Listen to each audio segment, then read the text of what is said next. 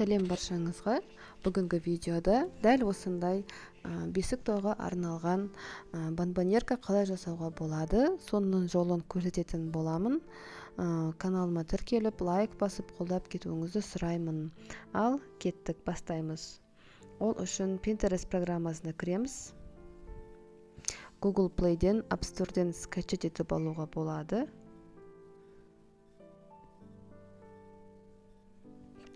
Көріп тұрғандарыңыздай әртүрлі суреттер шығады.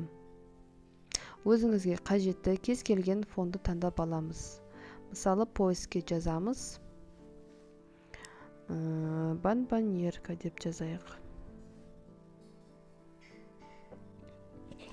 Кез келген нәрсені жазып, іздеп табуға болады. Дайын шаблондар бар.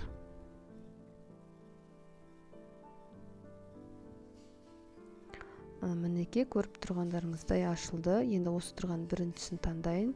Жоғарыда тұрған үш нүктені басып, скачать изображение десеңіз, сіздің телефоныңызға жазып береді. Келесі кезекте PicsArt бөліміне кіреміз. Ортада тұрған плюсикті басамыз. Жаңағы сақталған суретті ашамыз. Төменде тұрған менюді жылжытып, текст бөліміне кіреміз, және де баланың атын жазамыз. Мысалы, Нұрсұлтан.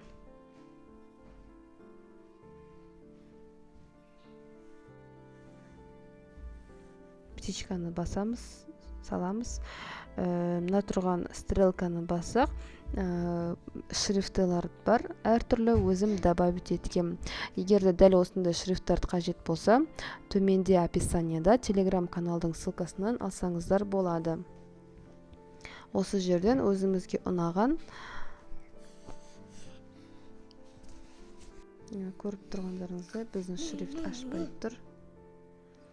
Дәл осылай шрифтін қоясыздар. Осы стрелка арқылы кішірейтіп жазасыздар. Шрифтті өзгертіп көрейік. Дәл осы түрін таңдайын.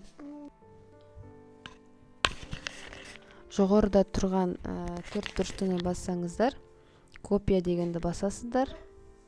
Осыны көбейтіп береді. Дәл осыны түзулеп қойып, екінші кезекке қоямыз.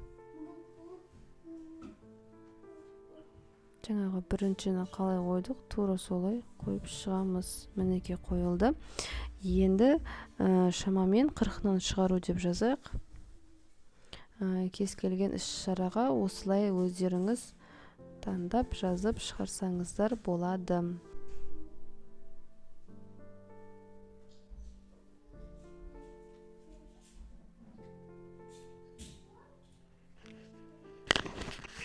Дәл осылай жасайсыздар. Өз қалауларыңызға қарай блик дегенді таңдап, қажетті бликті қойып, сәнін келтіруге болады. Мінеке сәні кіріп қалды. Жоғарыда тұрған стрелканы басып сақтап аламыз. Дәл осыны бізге галереяға сақтап береді. Сау болыңыз.